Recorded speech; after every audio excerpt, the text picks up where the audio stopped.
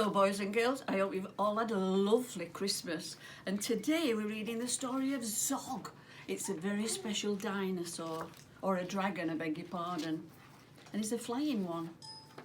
And you might be able to join in with some on this book, and it's called Madam Dragon Ran a School Many Moons Ago, and she taught young dragons all the things that dragons need to know. And Zog, the biggest dragon, was the keenest one by far. That means he was so excited to do it all. And he tried his hardest every day to win a golden star. That's a bit like you, isn't it? There you go. And all the dragons in year 1 were learning how to fly. Hi, said Madam Dragon, way up in the sky. Now that you've all been shown, you can practice on your own, and you'll all be expert flyers by the time you're fully grown. So Zog went off to practice flying fast and free, and he soared and he swooped and he looped to loop. Oops, and then he crashed into a tree. There you go, look, can you see him crashed into the tree? I bet he's got a pulley nose by then. And just then a little girl came by. Oh, please don't cry, she said. Perhaps you'd like a nice sticky plaster for your head. What a good idea, said Zog, and then up and off he flew, and his plaster was gleaming pinkly as he zigzagged through the blue. There he is, look. There's a little girl putting a plaster on his nose, and there she is waving to him. A year went by, and in year 2, the dragons learned to roar. More, said Madam Dragon, louder I implore. Now that you've been shown, you can practice on your own, and you'll all be champion roarers by the time you're fully grown. Zog went off to practice, and he roared with fearsome force, and he kept it up for hours on end. Oh, and then his throat, it grew hoarse. That means he could hardly speak. There he is, look, he's choking because he can't speak. And just then, the same little girl came by, and she said, what rotten luck. Perhaps you'd like a nice soothing peppermint to suck. I bet that's what your mummies do, isn't it? Oh, what a good idea, said Zog. Then up and off he flew, and breathing fumes of peppermint, and he zigzagged through the blue. You know that this blue is the sky, don't you, boys and girls?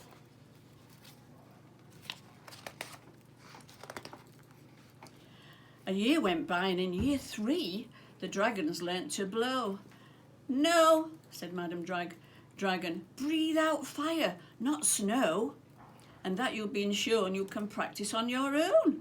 And you will all be breathing bonfires by the time you're fully grown. So Zog went off to practice. He blew with all his might, and he twirled around in triumph. Oh, and his wings got caught up in a fire. Can you see? Oh my goodness me, he's got a poorly wing look. Guess what? Just then the little girl came again, and she said, you poor old thing, perhaps you'd like a nice stretchy bandage for your wing. What a good idea, said Zog, and then up and off he flew, and his bandage was flapping wildly as he zigzagged through the blue. There he is, look, can you see his bandage flapping? She's a good little girl, isn't she? And all the year 4 dragons were learning, can you guess? Yes, said Madam Dragon, how to capture a princess. Now that you've been shown, you can practice on your own. You'll need to capture hundreds by the time you're fully grown. There they are. I bet they don't catch very many princesses, do you think, high up in these castles?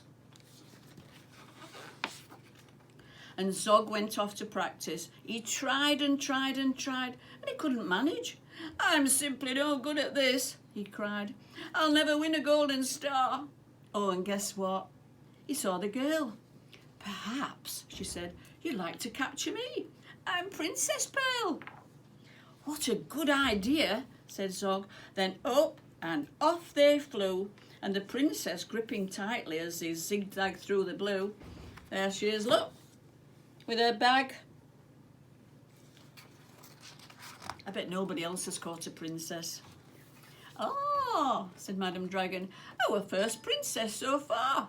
Congratulations, Zog, my dear. You've won the golden star.